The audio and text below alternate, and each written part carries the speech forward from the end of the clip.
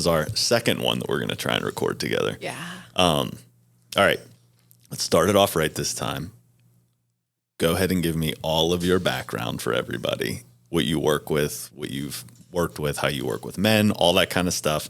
Because last time we just went right into like talk. We just started talking and then we're crying 15 minutes in. Also, I'm going to try I like the whole time down here, I'm like, all right, the third time hearing the story, I'm not crying. So get the business out of the way so we can get to the guts of it. Yeah. Yeah. So my name's Cassundra Hope, and I'm a Sacred Sexuality Coach, and I work with men, women, and couples on liberating their sex lives, their lives, diving even further into relationships and intimacy with themselves, with others. And I use tantric principles in all of the teachings that I do. And mostly I find myself working with men, when it comes to learning how to, usually my men are between ages of like 30 to 60, and they're hitting that point in their life where it's just not working for them. Whatever's been going on in their lives, whatever they've been going through, life is just not working for them the way they want it to. And sometimes that even shows up in their member not working for them the way that they want it to. It's amazing how it transposes itself to how the outside world is. We work in a myriad of different ways. Some have past childhood trauma that needs to be looked at and is asking to be looked at, hence why issues are showing up in their life as they are. And others who just need to redirect their perceptions, their ideas on sex and on women and on relationships and on connection and intimacy and vulnerability. I meet everybody where they're at, and take them from where they're at to where they want to go. I mean, that's the essence of coaching in itself, know. No, it's awesome. I mean, I have firsthand experience with you and Heather, and it's most definitely changed my life. And I know so for everybody, we worked with the same life coach. We knew each other before that, but then we ended up working with the same life coach that got us to where we're at now. And I think it's fascinating how in that time that I needed it, right? Like when everything hit the fan and I was like, oh my God, what am I going to do? I chose to work with a woman as opposed to a man because I very much needed to feel that like unconditional love, as opposed to like, this is where you fucked up. Now it's time to fix it, right? Like when I hit that place. And I think that like you can hold, I think the feminine, the divine feminine, right, holds such a sacred space for that like okayness of like, it's fine, right? Where like in the non-judgment, I think it was the first time I've ever in my life been around somebody who didn't judge me. And I've told her that before, it's very interesting to like be in the presence of that. And I think holding that space is massive for especially men that are trying to find that next gear or like what's going on, because this whole hustle culture that we have developed, I don't think's healthy. Yeah. At all. It leaves a lot of room for the ego to come in and play, and the ego, can show up in our lives on the short term and seem like it's improving, but on the long term, it's never serving us. Right. And I tell people, we don't want to shut the ego off. Everything in this room that we're looking at right now was created because of somebody's ego, whether it was a man or a woman. If they used it, like you made a microphone, well, I can definitely make one better. Like it's okay to have that drive, right? But you need to learn how to control that drive. I think that's the most important part. So because we can record as many podcasts as we want here now that aren't going to get messed up. We did almost a 2-hour-long podcast for everybody listening that we were crying and everything. And we lost all the audio and it was a mess. So we're starting over. And now that you're not leaving South Florida, let's go all the way back to kind of the beginning on where you were before, like tell your story, because I think your story is massively important, from, having children, not being the best mother for them, to coming around and having this unbelievable relationship. Because I think there's a lot of people in the world right now that are like, man, I fucked up because my kid's 8 and I wasn't there for the first 8 years, but it's not too late. Yeah. And I think that's so powerful for people to hear what you've cultivated now. And I think that it's the biggest addition that I've ever had in helping me to dive not only into my divine feminine, but also my divine masculine, which is why men show up into my space who are searching for their own divine masculine, because somehow they're able to see it in me. Yeah. And it's a softer, easier way when you're working with a woman, more softer. nurturing, loving. Yes. Because my story, but I think real quick though, I think that's the purpose of like the masculine and feminine. And I think that's what gets lost now, right? We want to say like, I have that shirt that says intoxicating masculinity instead of toxic masculinity, because it is intoxicating if you bring out the right level of it. But I believe that there is supposed to be this interplay between, you need men and women. You need the feminine to be able to bring out the masculine, and you need the masculine to be able to bring out the feminine.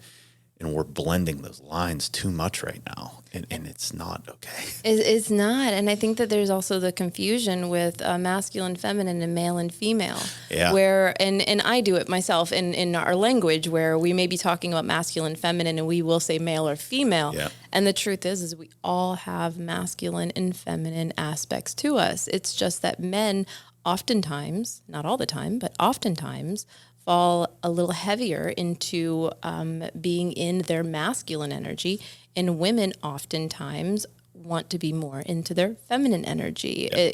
But that's not always the 100%. Or can't be all the time, right? Yeah. Like, I mean, so you We have need to the balance. You have to have the balance, and it's actually interesting because I know we talked about this last time, and since it's here, we're going to bring it back up. But there is a version of quote unquote toxic masculinity out there, right? And I did embody that from like 18 to 25 or 30 or whatever, maybe not 30, but I did embody it for quite a while. And it was addictive. We've talked about that, right? There's an addictive component to how good that feels to get that, ego boost in the short term.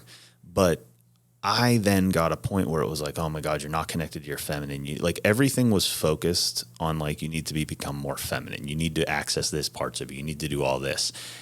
And every time I try, I'm like, this fucking sucks. Like, it doesn't feel good. It's like, I don't want to do that, right? And so then starting to do work with Heather and work with you, I started to realize that, no, I just needed to embody more of the masculine. And as I started to embody more of the masculine, that feminine aspect of me that I was like, everybody told me I needed to turn on, I can turn on now. Having my daughter also helped immensely for that, right? They're very good for that. But I don't think that me personally, time spent trying to become more feminine and go in that direction was not what I needed. I actually needed to find what the true masculine was, because then that allowed me to go into the feminine and feel safe. Yeah. And be able to cry. Whereas before it's like, oh, you're a bitch. Now it's like, no, my God, it feels good to cry.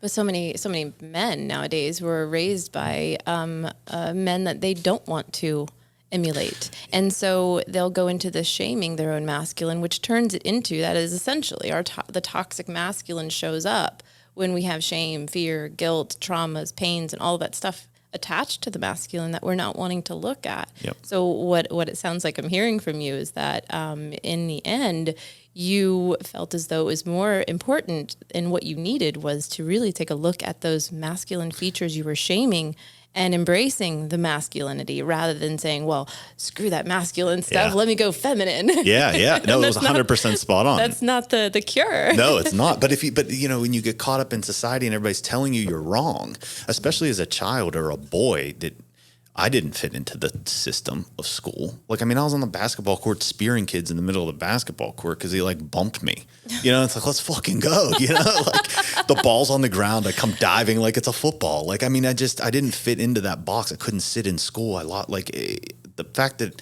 Adderall wasn't a thing yet is like the greatest savior of my life, because I'd have been pumped full of so much of it. So like when you don't fit in that, and everything that you thought was masculine has been told it was bad and wrong since the time you started to feel, you think you have to go the other direction. You think you have to become more feminine, and you're like, what the fuck? And then that doesn't feel good either. And then you're like so fucking lost. Then you introduce alcohol and drugs, and then you college, and you're just like, what the fuck is happening?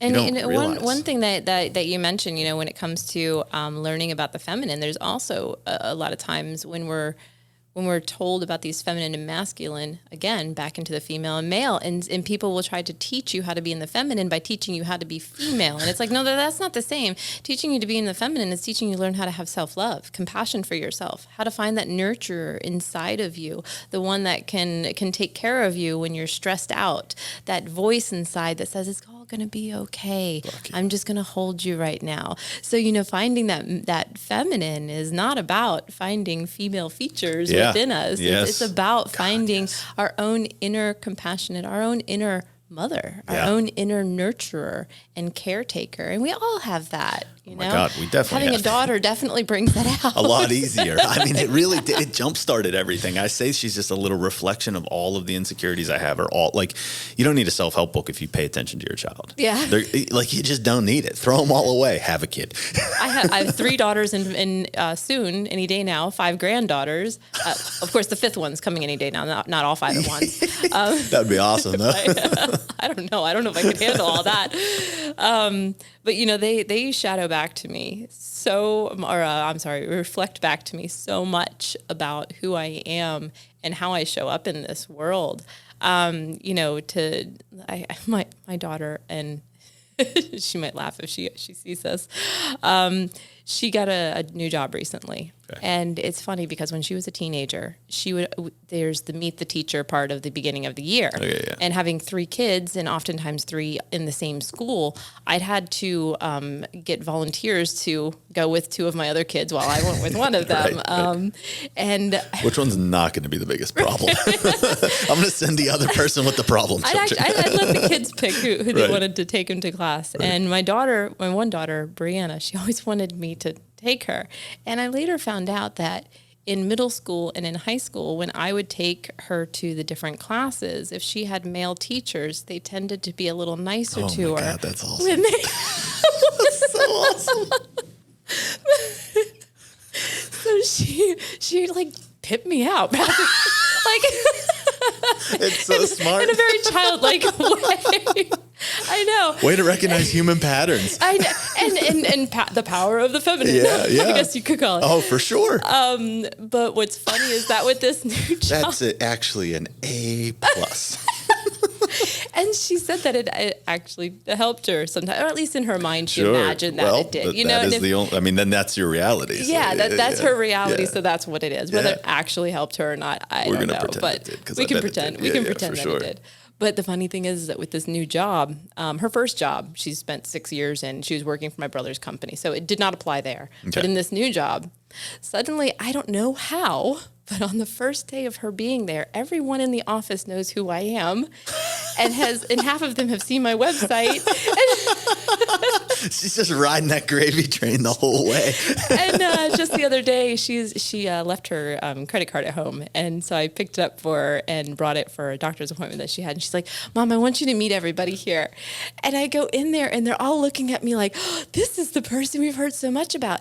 And the beauty of that is that what I get to see in those eyes, what I'm witnessing in my own daughter's eyes, and as I left there, it reflected me back to this letter she wrote to me. And now, of course, this is, when she was much younger, she would always call me a princess, and I was like a princess to her, and it felt so much almost like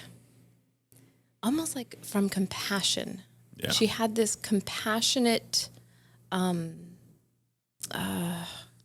Trying to find the words I'm looking for. Like she loved me, but she loved me from this place of compassion, which makes so much sense because I was so wounded so much of my life that they got to witness. Yeah. And, so in my daughter's eyes, it's not that I'm a queen or something that's a ruler. I'm a princess to be taken care of.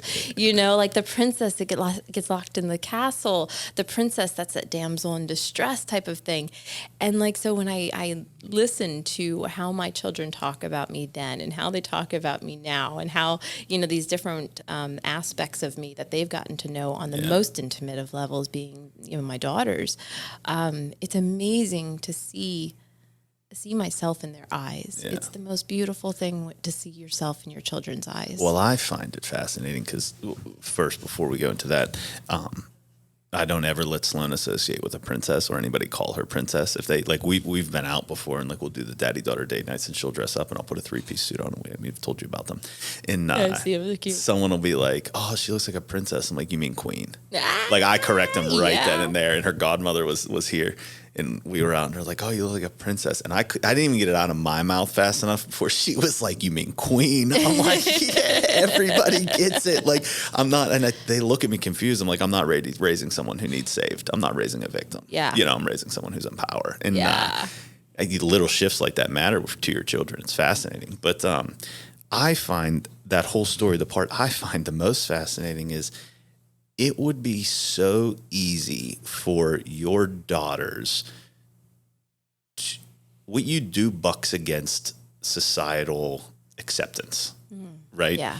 And teaching people how to awaken their sexuality, like that alone is like, oh my God, right? And so men and women, for everybody listening, because I know there's a decent amount of women listening. Couples, right. And how important that is to the foundation of everything. And the fact that she's like cheering it on and owning it, like this is what my mom fucking does, and everybody. And then isn't it fascinating though, the thing that's taboo that you do, everybody's like, I want some of that, because it's so different and not just like.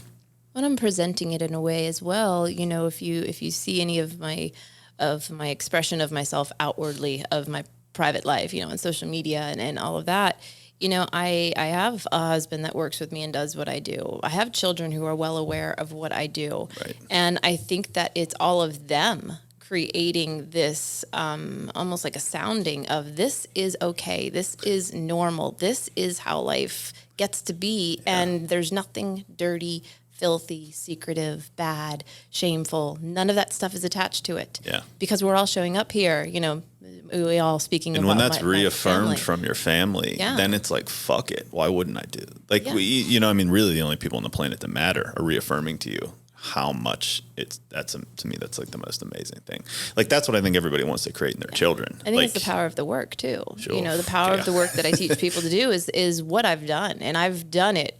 I've been doing it for 9 years, ever since I got sober and even before that. But, when I got sober, that was when it really dropped it in to where it's like, okay, my life is not going to be much longer if I keep this up, if I don't change the way that I do things. Yeah. And, ever since I got sober, ever since I made the decision to give it one last chance in treatment rather than kill myself, that's when the real work began, and it hasn't stopped, and it won't stop because I see how much my life has changed because of it, how much other people's lives have changed because of it. My daughters, they've been through the ringer. They got an alcoholic mother, a pedophile for a father. They've got like the whole shebang, handed to them. And yet me and my daughters can sit around and laugh about our trauma, I mean, what an environment to create though. Right. Where I can go, oh yeah, I remember that when that happened. I think I fucked you up for a couple of years on that one as your mom, and just sit in that raw honesty about it. Because we've looked at it, we've faced it, we've owned it, and we've corrected it. So now we get to just talk about it, and it doesn't have that visceral effect on us that we can't talk about this subject because it's a tender one. No, we don't have any of those. Yeah. We have 0 subjects that we can't talk about with me and my children. Which is amazing. It's interesting how like you've given me even perspective, because I'm massively hard on myself with how I raised Sloan. I don't apologize for it. I'm glad I'm that way because it's making me better every single day, and it's awesome. But I don't know, it was probably like 2 months ago. Like I raised my voice and I yelled, and I was like, fuck, that's not how I wanted to respond. I just fucked it up. Like, like all of these things. I'm like, God damn it. Like that's a trauma thing. I know that's going to come back. Like all these things I started thinking in my head, and I'm like, wait a second. It's okay. Cassandra, it's fine. Cassandra can have a good relationship with her children. Anybody can. But it really gave me this like peace in that moment where it was like, it's okay. And I'm like, now what do I do? Okay, I self-correct. I bring it up right now. I'm sorry. That's not how I wanted to act. This is why I acted. I know that didn't make you feel okay. I know that I need to do a better job of X, Y, and Z. Can we come up with something together to where we don't have situations like this happen? And if they do, this is how I would like to move forward with them. Even though she's 6, that's how I talk to her, but it's like, I don't want to call it like a safety net, but knowing your story, I'm like, okay, it's going to be okay. Even if I mess up Yeah. once, you know, because I mean, the perfectionist and all that other stuff that we constantly battle for our entire lives is there. You know, it is. It's in all of us. And, you know, I think with, you know, for this podcast, we talked about so much on the last podcast. Yeah. So to catch those up who are listening to this one, you know, I did get sober 9 years ago. I was 34 years old, and my children were, let's see, they would have been 14, 15, and 16 when I got sober. And to give you a quick... Well, let's go all the way back. Don't go quick. Yeah, go all the way let's back. go all the way back. You're living in Florida again. We can do as many of these as we want. So, you know, my childhood, I was born into Jehovah's Witness family. And Jehovah's Witness is very much a fundamentalist Christian cult. And I was raised in misogyny. I was raised that it was normal. And, you know, when you're in a cult, it means that you're secluded from the outside world. Now, we should start a cult, by the way. That'd be great. Fucking awesome. I don't know if I could ever embody that. But, you know, although you're living in the outside world, like we didn't live on some farmland, you know, with all the other cult members. You live amongst society, but there's so many rules put in place, rules that you're following because you think that they're God's rules. All these rules are there to keep you separate from society while living in society. Yeah. You're not allowed to associate with anybody who's worldly. So I'd go to school, and although I'd make friends at school, I could never go to their birthday parties because we don't celebrate birthdays. I wasn't allowed to give them my phone number and talk to them on the phone because they were worldly. There was this isolation effect, even though we were in the world. So it's like you're watching the world, but you can't be part of the world. Oh, I had the biggest crush. Hang on real quick. Do you hear that sound? Okay, we're good though? Okay. I had the biggest crush on Candace, and who I went to school with, and she was a Jehovah's Witness. She was so goddamn hot. And like, I was like, why can't, I don't understand why we can't have sex. Like, wait a second, what? But I definitely witnessed all that firsthand. And it's interesting. You know, I'm not going to give her last name or any of those things, but she left the church and it went bad for her. Like she's back on sober and all that stuff now, but oh my God, I witnessed it firsthand what that did to her. And it rips families apart. Yeah. It ripped my family apart for a long time. My parents, they eventually were going through some really rough times. We were homeless for a while. My father had kind of, in my eyes as a child, he had given up on us. He was completely distant, not at all involved. He was more concerned about his standing at the Kingdom Hall and with the Jehovah's Witnesses than he was the fact that we didn't have a home to live in. And, you know, just a complete disregard for being that protector, that provider, that safeguard that I needed from my father then. And my mother was showing up and just screaming about everything. And I mean, I understand why now, you know. Yeah, right. And she's not allowed a divorce. You're not allowed to get a divorce as a Jehovah's Witness unless there's infidelity. That's the only reason you're allowed to get a divorce. And you're not allowed to remarry. That's just, no, ever. And then my sister, who was born at 11, I became the home care nurse for. I was their home nanny. I'd just stay at home all day, and I'd educate myself in whatever I felt like learning, which actually put me in a great relationship with education. Yeah. I love to learn. I have no blocks to learning in any way, shape, or form because they were never created to begin with. Of course, my study practices probably could use a little critiquing from some of those who maybe went to high school and college. but I think you're doing just fine. I make way. Yeah. I make way. Yeah. But you know, it just left me feeling like the abandoned, alone child all the time. Nobody cared about me, just cared about if I was watching my sister. Nobody, you know, I got rewarded for being the second mom. I got rewarded for being kind of like one of the boys from my brothers. I had two brothers who were nothing but a positive experience growing up. Unfortunately, a father who sexualized me from a very early age, which is just what the Jehovah's Witness men did. Sure. I was sexualized by men long before I was sexualized by the boys who would have been attracted to me. Jesus Christ. And it left me with this longing. Like, I just wanted a boy to kiss me, to hold my hand, something like that. And meanwhile, I'm being told to watch your skirt. You can't let anybody see your panties, you know? And I'm like, who's looking at my panties? And you know, just like these weird like things that I'd be told. I don't have any on. Joke's on you. I remember being told that, and now, mind you, having this memories is so precious to me because for a long time I forgot all my memories because of my alcoholism and the trauma. But I remember being 4 years old and being told to pull my skirt down because people can see my panties, and there was no other younger boys in the room. It was just grown men. And I vividly remember this because I went, they're looking at my panties. Oh my God. I remember that feeling of, why are they looking at my panties? Yeah. And realize, I don't know why this is wrong, but for some reason it's wrong that they can see my panties. And that like, ooh.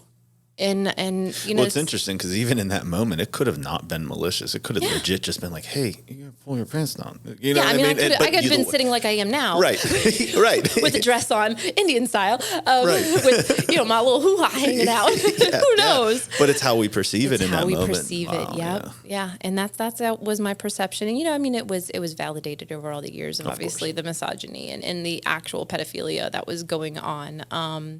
But when I finally did find someone somewhat my age to give me the attention that I wanted, it came on so strong, and it was a worldly boy, so I was already doing something bad. And when he, after an hour of meeting him, wanted to have sex, I just said okay, because I didn't know how to say no. We're never taught how to say no. Everything is be nice, be sweet, be kind, be respectful of your elders. And who are our elders? Old men.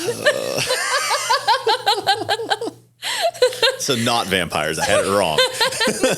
Damn it. But not as cool as I thought it was. But, I didn't know how to say no, and so I just went along with it because I liked his attention and I wanted more of his attention. Yeah. And so if having sex with him meant I could have his attention, then I did. And I was 14. He was 18. I ended up marrying him 2 years later. My parents found out we were having sex, and they said they didn't want bastard grandchildren, so we ended up getting married. Of course, my parents, I've mended a relationship with them. They're totally changed. I see the error in their ways now and all that. But are they still Jehovah's Witnesses? My father is, yeah. Okay. My father is. My father and my older brother. But, but yeah, and then it was shortly after I got married at age 16. The family started falling apart. My parents got divorced. My mom had enough of it. And she was like, I don't care if I get disfellowship, which is when they discommunicate and they shun you and nobody's allowed to talk to you. She said goodbye to all of her family because all of her family, we're multi-generation in Jehovah's Witnesses. So when you're disfellowshipped, when you're multi-generation in, you have to say goodbye to every family member you ever have known and know that you're never going to be able to speak to them again. It's basically like a mass death. You have to say goodbye. And that's how bad her life had gotten with him, is that she was willing to say goodbye to not only to her parents, to her brothers, to everyone that she knew. She was willing to say goodbye just for her sanity. And that's strong though. Yeah. Yeah. Yeah. And I honor her for that and for the fight, because she gave me someone to emulate. Yeah. She gave me the fight to emulate. She taught me how to fight and how to say, I've had enough. She taught me how to say no and how to shift my thinking, and which was super useful because the man that I married at age 16 and then had my 3 children with, I had a baby at 17, a baby at 18, and a baby at 20. You got him out of the way quick. Yeah. So hats off to you there. I guess I was in a rush to experience life because by the time I was 20, I had 3 kids, been married, been divorced, I divorced him when my youngest was only 6 months old. Yeah. And it was a learning experience from that point forward. There was only one way I was going to be able to take care of 3 kids whom, he was total toxic, and I was toxic too. I was so in much of my toxic feminine. Right. I wanted attention so bad. His nickname for me was Goofy. Never love, never sweetie, never anything nice. It was Goofy and always making fun of me. I was the punchline of all the jokes, just that emotional constant push down, make you more and more subservient. As if I wasn't already. Well, I was a little bit of a rebel child, so I guess he did have a little bit more work to do. But he wanted me really, really nice and low. Sure. And, and he was successful. I had gotten that low, and I was so desperate for attention that, I had an older man. I was maybe 18, and he was about 37 years old. And he made me feel nice. Yeah. Made me feel good. And it was still shitty, like looking back on it, but it was better than what I had. Yeah. And I had sex with him, cheated on my husband. And honestly, in that moment, I was like, I'm never going back. I didn't realize that an orgasm could happen like that. I didn't realize that you could have an orgasm during sex. I didn't realize that sex actually leaves you not hurting and walking funny afterwards because, of the pounding that you took. Like, sex was a violent thing for me through our whole entire marriage. And, it didn't even fathom to use the word rape until I was well into my 40s. Wow. Yeah. I mean, and that's what it was, I was just raped by him. That's all it ever was. If he wanted it, he'd press up against me, his hardness up against me. He'd spit on it and he'd stick it in.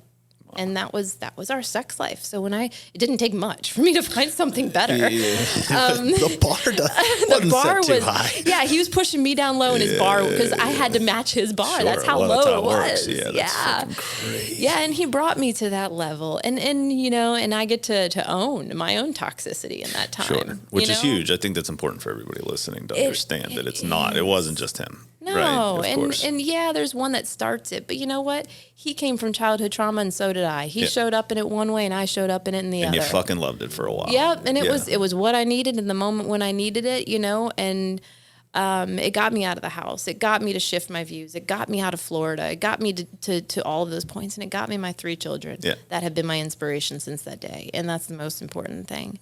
And from there, obviously, he wasn't the type to kindly help me with the children financially after I left him. He was just like, sink or swim. Yeah, for sure.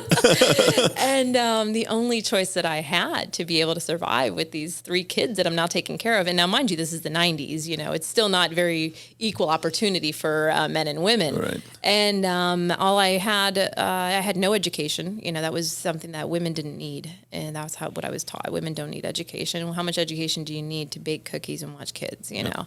Apparently a lot, because I'm not very good at baking cookies. That's my doctor. It didn't help at all with that. At least you have a skill you can swap with somebody else. It's true. But he didn't help me at all financially. So I remember watching the movie Striptease and Demi Moore. I just loved Demi Moore, just her attitude and everything in that. And she became like my idol. She became the one that I wanted to emulate. Okay. And so I became a stripper. And honestly, it was one of the greatest things that happened to me at that time. Yeah. Now going back into a strip club, I'm like, oh my God, there's so much toxicity in here. Yeah. But then I was just part of it. It matched my toxicity. And it matched it in a way that got to let me explore and find my own creativity. Because when I got on that stage for the first time, and I remember this, I didn't realize that the managers would give us a free shot if we went up there. I didn't get that offer. So I said yes to. I didn't know how to say no. So, I should have bargained or something. But I got there sober as can be. And I'm up on stage. My knees are shaking. And I'm looking around. And I'm like seeing these men looking back at me. And they just didn't give a shit in their eyes. Like they just didn't care that I was up there. And it actually felt good. Yeah. They weren't predatorial. Maybe this is because the strip club offered them the ability to have that sexual hunt and prey without being predatorial in a forceful way, which is one of the beauties of strip clubs, is it allows people to get that energy through them. But I was able to find my independence financially. I was able to finally feel sexy in an environment where people applauded me for it, where they tipped me for it, where they said, yes, give us more. And it was shamed so much before. I was nothing but a slut and a whore from my ex-husband. I was nothing but a slut and a whore from the religion I came from. My parents, they were as supportive as they could be, but they didn't have a clue about life either. Yeah. They were in the religion longer than I was, so they were even more fucked up than me. Yeah. And so it really brought me up, and it made an atmosphere where I could not only explore myself, I could have some fun, and I could support my children.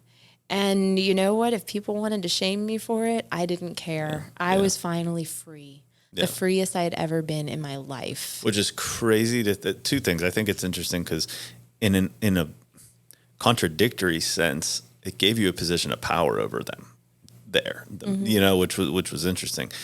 But also that was freedom, it really shows how bad it was before. Yeah. And again, no shame to anybody. I love strip clubs. They're great. Oh, yeah. They're fun. But we know the strip clubs are full of it's very objectifying. It's very, there's no intimacy. There's no connection. Yeah. It's just a bunch of objectifying. But for those who are in a place in their life, in an energy life where they want to receive that or they want to give that, it creates a space for that. And that's important. A safe space for it. Yep. As safe as it can be. Yeah. Let's preface it with that. Yes. As safe as it can be. Yeah. They do their best. All right. So you start stripping, you start becoming financially independent. When does the alcoholism and drugs and things start? When does that start? That started when... Was it before because, I did have all this power and this freedom that came along with being a stripper, but there was still the shame. There was still the guilt. I didn't need the Jehovah's Witness elders to show up at my door to tell me how wrong it was. They had ingrained that long ago in my brain. My own brain did all that work for them. Well, even not Jehovah's Witnesses, just normal society shames it. Society. So you don't even in the need 90s, it wasn't intense religion on top. Yeah, we didn't have, we had internet in the 90s, but we didn't have it as the social media like we do, where there's so much knowledge that's just being passed around to help people liberate themselves a little bit more into other ways of thinking. So there was still that narrow-minded view of society that we had in the 90s, that strippers were just like hookers walking along the street. They just wore better heels, Right. And so that's how I was viewed. And I was like, fuck it. If I've been viewed in so many negative lights in my life. If this is the only one I've got now, that's less than what I had before. So I'm okay with that. Yeah. But that's really what drove the alcoholism, because even though I made the best of where I was at, I was still suffering so much inside. Yeah. I was suffering so much from the voices of Robert, my kid's father, my ex-husband.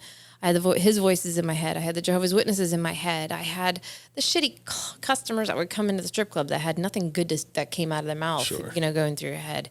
All society, there's just so much that was popping through there telling me that I was a bad person, that I had to take a couple of drinks just so I could quiet my brain enough so I could relax and go to sleep so I could get up and do it all again the next day.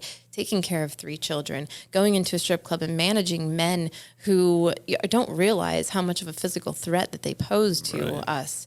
Keeping a smile on my face while somebody tells me that a part of my body doesn't live up to their standards, so they don't want to tip me for $1 for my dance on stage or some, just the demoralizing, the humiliation, the objectifying. As much as that was liberating for me in my life, unfortunately, it was also, I was still in the illness. I was still in the disease of my own self-loathing. And so I hadn't gotten out of it. I had just eased the pressure a little bit and changed where it was coming from. Exactly, yeah. Just went into a different room in the same house. Yeah. And so, I had a strip club, they're buying drinks all the time. So it's constant celebration. It's a constant party. And I imagine it makes it easier to do the job. It does. It does. I get I don't dance, but after like 4 tequilas, I'll fucking dance. So I can't. You give me 3 or 4 shots and I will take that party and you're just going to have the time of your life. You won't know what happened the next day. It's like the Hangover movie. Yeah. And that was my job. My job was to create that for people every day. And, I'd go home with great money. I remember my kids, they enjoyed counting it when I go home with all the ones. Later realizing, there's a whole lot of germs on that money. But they got strong immune systems. Fuck it. That's how it works. They used to always have fun. Mom, I want to count your money. Okay. And they'd just sit there and they'd count it. They were only 5 or 6 years old. Right. I gave them a little math skills with stripper money. Sure. An immune system and math skills. What more do they want? That's great. But yeah, so the alcoholism started for me then. That's what really got it going. And then, I met someone at the strip club. He was an older man with money, typical sugar daddy thing. And which wasn't something that, all women in there had a sugar daddy on the side, if not a couple of them. We call it that, but it was just prostitution, and you were more selective about your clients. That's really all it was. Sure. It's high-end prostitution. So, and I found the one John that was willing to pay me enough to keep this prostitute around for 6 years, and I did, and I turned it mentally in my head into a relationship, because I needed to in order for it to feel right for me. Sure. And he did give me a job at his place of business. I started as a receptionist, worked my way up into the accounting department, started getting some skills under my belt which I'm totally appreciative for. You know, he still is a narcissist and an all around shitty human being. But there were gifts in that relationship. You know, he brought me to new lows in my sexuality, to where I got to see just how damaged I was, the things that I would say yes to. I mean, some of them are just downright illegal. The things that I said yes to, they're immoral, they're dehumanizing, they're disgusting. And I did them for 6 years, and I did it because, in my mind, because I loved him and because I enjoyed it. Yeah. But I really did it because if he abandoned me, then I wouldn't be able to take care of my kids on my own. And that's the story that I kept, you know, the whole, well, you know, I was part of it, and I was very much a part of it. I subscribed to every single part of it with a smile on my face and a shot glass in hand. But that shot glass in hand right there was the little red flag saying, you're not really part of this. Yeah, for sure. You're not really part of this. Sure. If you were, you wouldn't need so many of these. And I did. I you know, anytime that he wanted to spice up the bedroom life with some crazy idea, I'd say, all right, great, let's start out at the strip club. And I go in there and I'd get blasted. I'd get totally wasted. And then from that point onward, we would see out his plan for whatever sexual excursion he wanted us to go on. But again, I was subscribed to the whole thing. You know, I used to feel much more in the victim mode, in that, like, how dare he? I was only 22. He was 44. He should have known better. And that's not the truth of it. Well, I was just doing a seminar on like consciousness this weekend, and I was talking about it. Everything that happens, the only thing that can come into your reality, it has to attune to a part of you. Mm-hmm. That's it, good or bad. You know, because I heard somebody say, I love it when the universe aligns for me. And, you know, like someone calls, and I'm like, whoa. Every second of every day is the universe aligning for you. You can't just pick and choose because you thought about somebody and they called it align for you. Like, you know, when you hit the red light when you didn't want to, the universe aligned for you, unfortunately. Yeah. That part attuned to you, you know, and don't worry, guys, I'll do a podcast on all that another day. But, I mean, it's cool that, again, I think that once you're at a place where you're at now as opposed to before, you can look back and that's where, you know, this term that goes around now, extreme ownership doesn't really mean, if you tell yourself you're going to get up at 5 a.m. to go to the gym, yes, you need to go to the gym, but that's not really extreme ownership. Extreme ownership is owning all the aspects of yourself that are reflected in everyone else and everything else. Mm-hmm. To be like, I needed 10 shots to go do the crazy shit, and I'm responsible for that. Yeah. You know, that's extreme ownership. Yes. Yeah. And I think that's what, is necessary to get to that place that we're all as humans trying to get to, which is this centeredness, whatever our center is. You know, everybody's center is different. And it takes being able to see both sides, being able to see both aspects, because when we center something, we have to have it counterbalanced. And, you know, yes, I was raised in misogyny. Misogyny showed up with misogynistic men and these men that hated all of this, because I was a misogynist too. Yeah. I hated myself.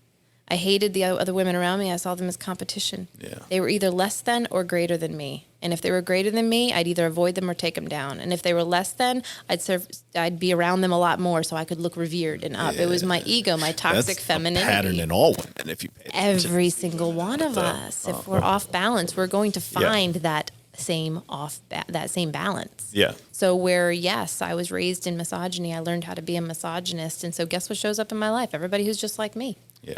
And that they're misogynist. So if a man shows up in it, he's going to hate me. Women show up in it, they hate me and themselves too. You know. Well, and then, you know, the flip side of that too. Again, I spoke about this weekend, was if they were better than you and you condemn them, how are you ever going to become that?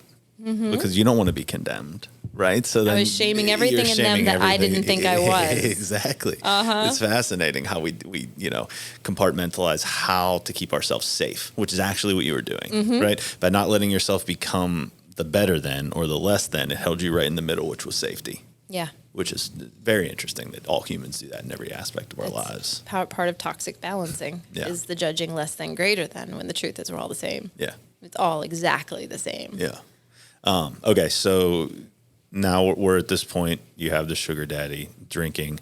When does it get to the point where you're like, I know, but for everybody else, when does it get to the point where it's like, I'm out of control? Because let's definitely explain to people like how fucking bad it was, because a lot of people are like, oh, she drank and went to the strip club. Nah, we set alarms to wake up. Like, let's talk about that.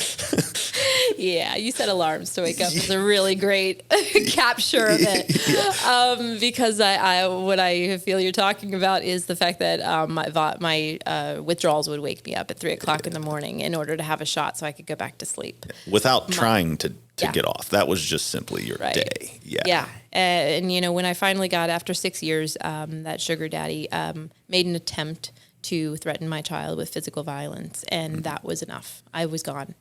At this point, I was 28 years old.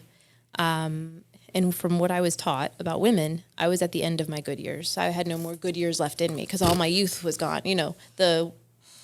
The youth that a sugar daddy would consider, they're in their 60s and 70s, but they're going to tell me my youth is gone. But that I subscribed to that, and I thought that I was no good to anyone, and that's all the messages that I had. I had 3 children. Who's going to want you? You have this, blah, blah, blah. It was constant messages. So I thought that my time was up, and so I took the next person who said yes to me. The very next person that came along and said, "Will you marry me?" I said yes. He asked me a month into the relationship. We were married a few weeks later. No red flags there. None. No, there was no codependency, no toxic behaviors, none. So no shocker. A year into our marriage, if you want to call it that, I found out he was cheating on me. And your oldest daughter's 10 at this point-ish, right? My older daughter, yes, I would have been 28. My oldest one would have been 10 by the time I'm telling him I want a divorce because I was 31 years old. Okay. And things just spiraled down from there. I just started drinking every day. It's like I was at this point where I had given up, but not totally given up. The end for me, when it came to me hitting my rock bottom, it wasn't driving down the street on the wrong side of the road, drunk with my children in the back of the car. That wasn't my rock bottom. It wasn't waking up in hotel rooms knowing that I was brutally raped the night before. Just from the physical evidence on me, but couldn't remember a damn bit of it. That wasn't my rock bottom. No. It's sometimes when we get to such a low in our life and we stay in that low for a long time, you don't realize that there is a higher realm, that there is something to look for that can be better than where you're at. And so it takes so much more to hit a rock bottom because you've been living there for so long. Until finally one day I was sitting in my living room, and this was my third time relapsing. My children at this point had to go and live with their father, who in my mind at this point was, wasn't the greatest of ex-husbands, obviously, but he tried with his kids. Yeah. And I saw him try, and I was like, well, I've been doing this single mom thing for a long time. I need to get sober. I need help. And so they went and lived with him, and I was fighting to get sober. And so this was my third relapse. My kids they hadn't given up on me, but they were ready to. Yeah. They were ready to just say, screw you, Mom. You're not getting sober. You've been relapsing every couple of months. But they hadn't done it yet. And I remember just feeling this space inside of me. And, it's going to really bring it up now because recently I've discovered it was my inner child. My inner child at about 4 or 5 years old. She's a tomboy adventurer, likes to go out in the boat with the boys and innocently and play with forts. And she likes adventure. And in that moment, it was her. It was that energy that wasn't done having an adventure. And she held on because I was contemplating the different ways that I could kill myself and my children not be too harshly affected by it. And it was her energy that said, how do you really accomplish that as a mother? Yeah.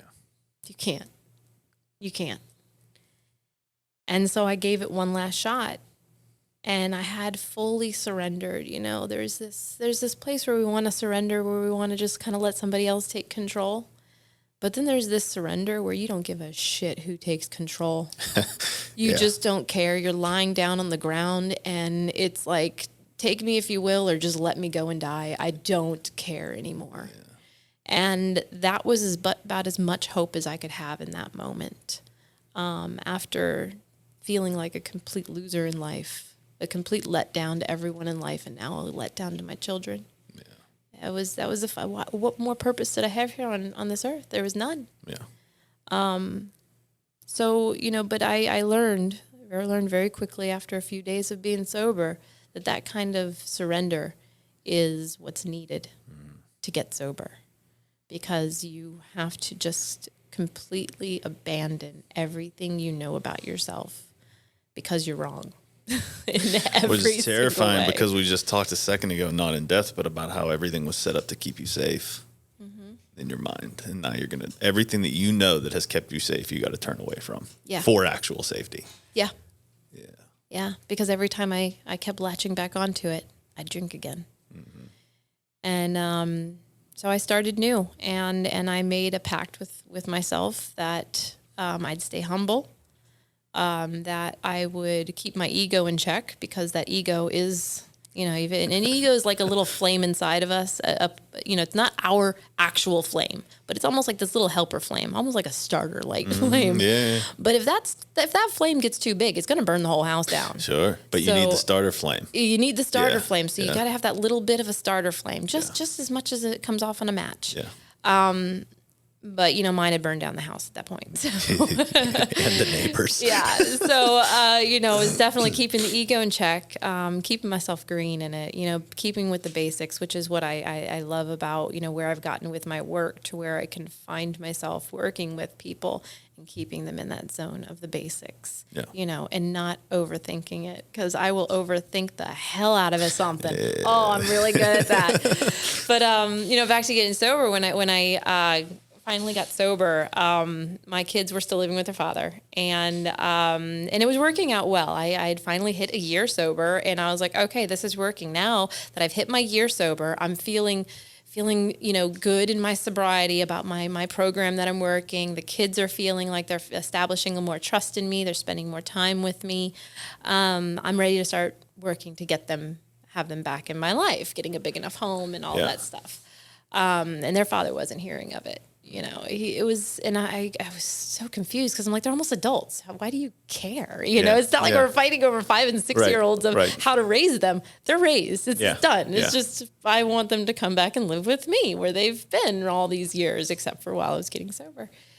I later learned, the reason why, which was heartbreaking, and which has been the biggest, one of the biggest lessons in me and my children's lives.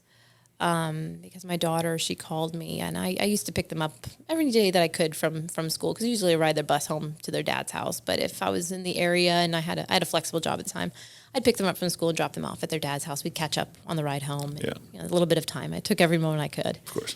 And this day I was planning on picking them up from school. My daughter calls me and she goes, "Mom, you need to get here now." And she's crying and she's hysterical.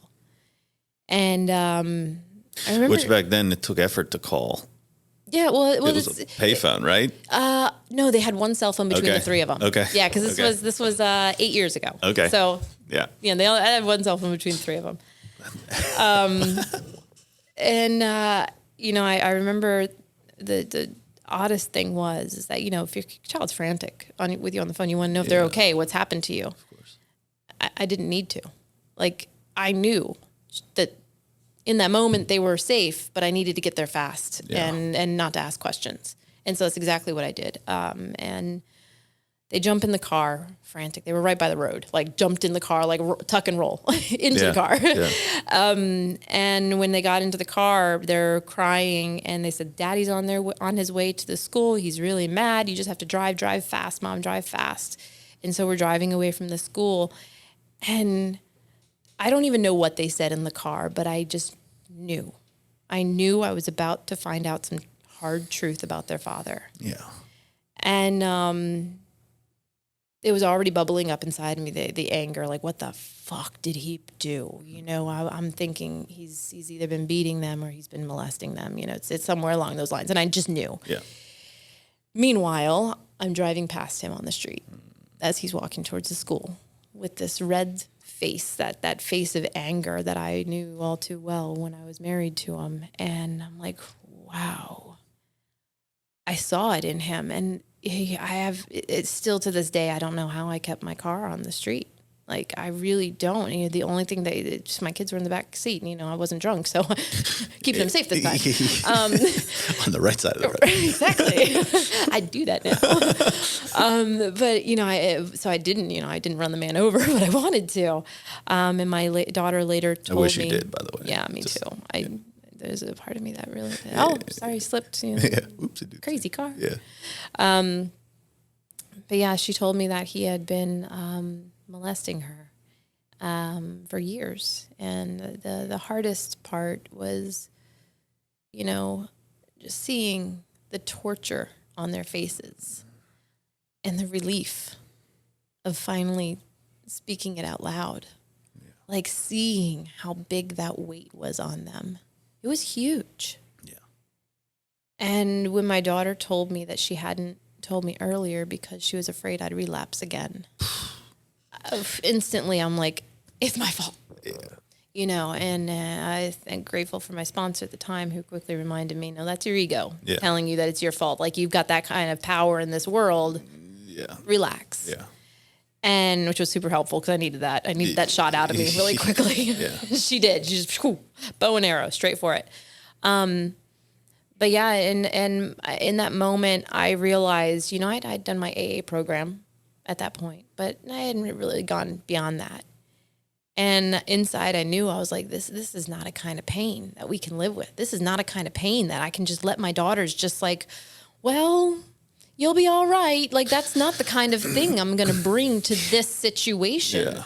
I needed more. And thankfully at that time, hopefully they still have this going, is that, you know, if they're even making any kind of police report about sexual assault of any kind, it opens up 10 free sessions with a therapist at the county. Okay. My daughters are kind of like, you know how kids are. Yeah. So I led by example, which is something new I learned. You know, obviously I didn't know that one before. Right. It was something new I learned. Don't drink, guys. Yeah, right. I was amazing, really stellar leading by example then. So I'm like, I'm going to lead by example. I'm going to go. Yeah. And so I did. And that was the first time that, you know, of course they started asking me about my life and my relationship. And I'm thinking, this isn't about me. It's about my kids, which is hence about me. Yeah.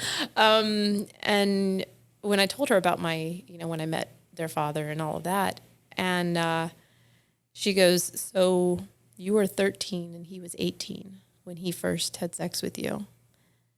And she was like, would you consider it sex? And I was like, oh, we have just opened a whole new can of worms here. And it was the first time I had ever looked at it. Yeah. That first time I ever looked at my relationship with him. And I had worked with Heather already for 6 months. Wow. Not once did I bring up Robert. Wow. Because subconsciously, I just knew I wasn't ready to go there yet. Oh, yeah. And, you know, my daughters showing up the way that they did, you know, I still wasn't ready to go there. It was so raw. It was so much anger, which you got to witness. Oh, my God. This is the third time I've heard this story, by the way. We're going to keep going just for a little bit since we have. So I got invited to help you work through some of the anger, and that was intense. I can't even imagine. I mean, that's years later, too. I can't even imagine what it was at first. Yeah. Like, that was... And I needed that so much because, you know, as you and I had talked before, there was always this little wall between us. Yeah. Which we finally identified that it was your toxic masculine showing up and triggering the fuck out of me, and my toxic feminine and masculine that was locked inside of that trauma. Wasn't it? It was so interesting though, because it was like logically, I'm like, I don't understand why it's not like clicking. Like, it doesn't make sense. We have all the same friends, we think all the same thoughts, but like there was a very unconscious barrier was fast, and it dropped away immediately after that. It was fascinating. Yeah, it did.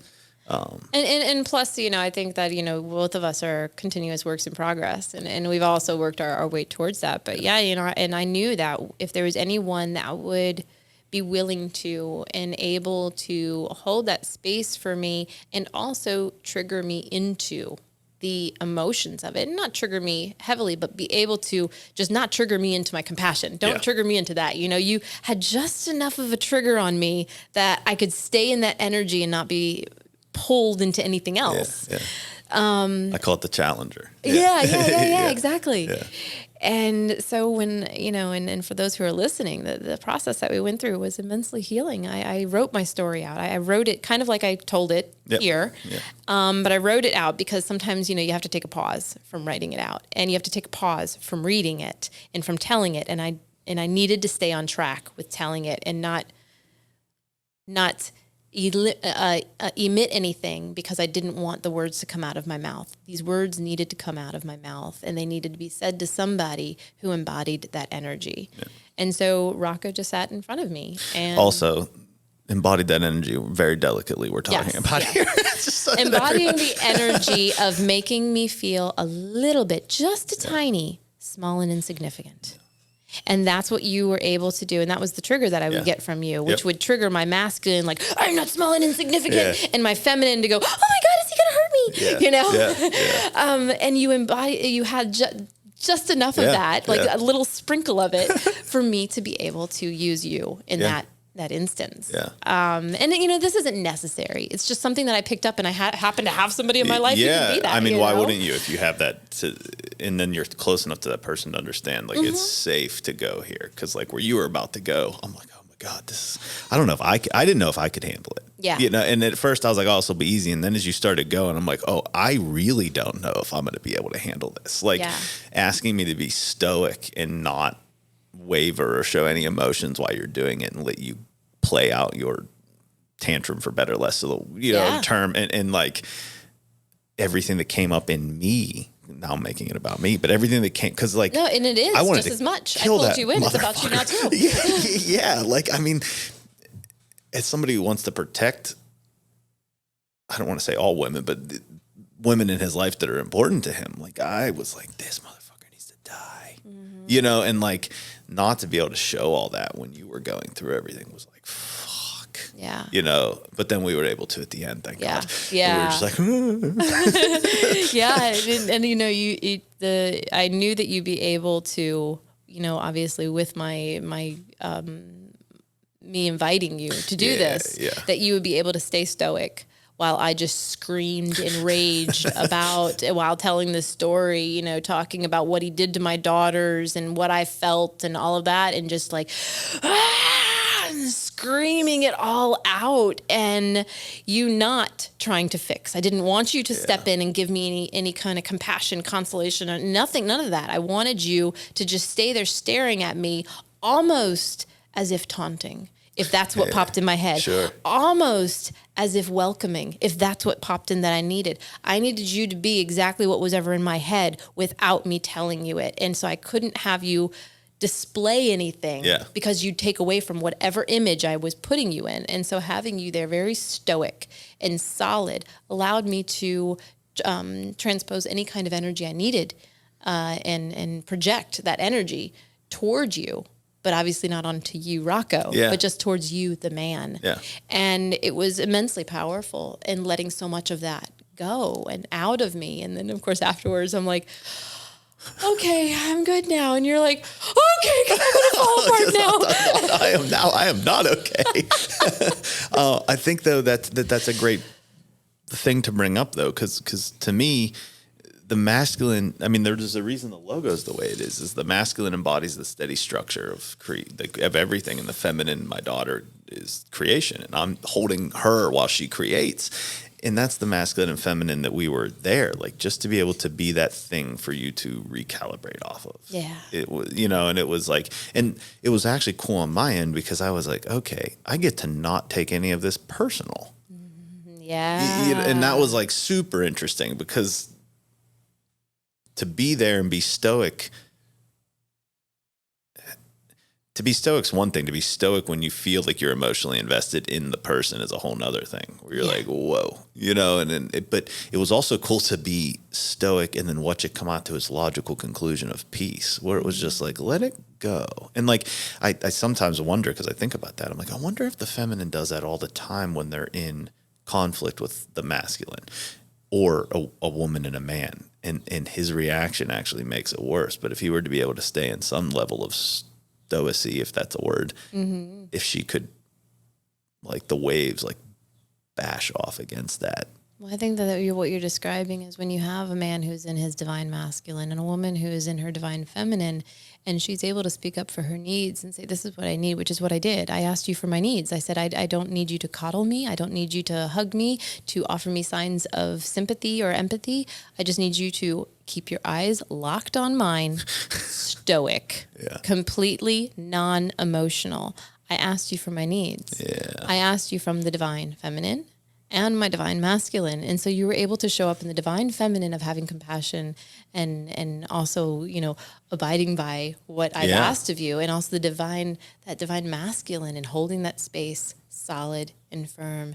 It is all of our masculine energies to fix, which is sometimes what I find myself doing with my children, as we go in and they pose a problem. We're like, well, you can do this and this and this and this. And really it's like, well, do you just want me to listen to you? I can do that too. And knowing, which one we're in. And it is not always even about masculine and feminine. It's just about human, Yeah, of course. I think that, as a human being, we need to just learn how to speak up for what we need. And we can only do that by getting to know ourselves more. Because how do I know I didn't know what I needed in my 20s. All that time in the strip club, I had no clue. I had no clue of any of that because I didn't know who I was. I was whoever the man in my life was. Yeah. That's who I was. And, so once we get to know ourselves, it's like the first step in getting to that balanced center, that place of being able to step into the energy that a person is showing up in your space needs you to. Yeah. No, I love it. All right. We are a little up against the time, so let's do this. We're going to put a pause. We're going to do part 2 another day. We're going to go from the wanting to run him over in the car to how you have the amazing relationship with your children that you do now. I think that'll be a good part 2. Oh yeah, we haven't even gotten to that part. No, we haven't even gotten to that part. It's good. This is how we can talk forever. I know. Also, I think like in marketing, this is probably something important to make you guys want to come back and listen to another podcast. Yeah, that's true. But for real, we are up against it. In the meantime, real quick, I want you to tell them about the men's group that you run and how to find you in case they don't want to wait for part 2 to where everything ends up awesome. So and I'll provide you with some links that we can also incorporate with it. Obviously, you can find me on my website, CasaundraHope.com. But I do have a men's Spell group, that. CasaundraHope.com. Beautiful. And I have a men's group that I have twice a month that we do a Zoom call, and men are just showing up. I'm creating a space, letting them know that, each of us are going to share. I do a share first about something that came up for me in the past 2 weeks, whether it be from a client inspiring me, whatever it is, something about men's issues in life, whether it be sex or relationships or money or, the inner child, whatever it is. I'll give a story and everybody just gets to share off of that. And I'm creating a space to teach men how to come together more in brotherhood. And how to open up in a more vulnerable and intimate way to create relationships rather than the yo bro, what's up? Yeah, it's huge because I just was telling somebody that the other day. I was like, look, you could Google that in South Florida for women and find 50 things to go to tomorrow. Yeah, you're gonna find very few for men. Yeah, so I think I want to change that. Yeah, and I think it's massively important because if you really look down to the root of everything, I did find my way because of 3 men in my life. My 2 brothers and my grandfather. Yeah. Those men were honorable, were amazing, and other men who saved me in multiple bad situations I was in. So, there's a lot of villains that are men in my story, but there's a lot of heroes who are men in my story too. And I honor and want to do everything in my power to help cultivate more men like that. Yeah. And so this is my way of doing it. And so you can find my men's group on my website. The Zoom link is there too. It's completely free. There's also a Facebook group called Real Men Talk About Their Feelings with the emoji with sunglasses after it. And real cool. Yeah, real cool. I thought it was a cheesy name, but I was like, whatever. I'm going to go cheesy. I like it. And I just post things there to help inspire you with questions that may help you get to know yourself a little bit more. I encourage you to meditate, and in the simple way. I'm not like Zen meditate on top of a mountain for 30 days. No, it's take 2 minutes a day. Take 15 seconds or 3 breaths before you go into your work each day. These small, easy to incorporate things, and just trying to do my part in giving back for. And maybe we'll tell some of those in my story too. Is a lot of men men who showed up in that divine masculine and helped change the trajectory of my story. Yeah. Honoring them. So yeah, that's what I'm doing. I think it'd be awesome. All right. So then if they're a couple out there, let's say the wife's listening to this and they want to work with you, CassundraHope.com also, they can find all the information for that there too. All my information, contact information, everything is there. I'm broadening out into doing more stuff online. So I'm going to hopefully have more there. I also have a YouTube channel. Everything's under Cassundra Hope. So you just put Cassundra Hope in Google, all of it will come up. Perfect. I like it. I am hashtag Cassundra Hope. Is that a branding thing? Probably it is now. I don't know, yeah. Done. Awesome. All right. Well, it was awesome as always. Thank you for coming on. Thank you so much for having me. I appreciate this. This is really awesome what you're doing here, especially for what you're doing for guys. You know, just opening up to everyone and just broadening their perspective, helping men do better. You know, I'm a total advocate for it. Advocate for you, of course, with all of the things that you're doing. So I appreciate you. That's the end of this episode of It's Dad Time, but there's plenty more where that came from. Please subscribe to the podcast so you never miss an episode, and we'd love to hear from you, whether it's questions, success stories, or horror stories, so we can help you raise the next generation of happy and successful children. Follow us on Instagram and send us a message at itsdadtime_. We'll see you next time on It's Dad Time.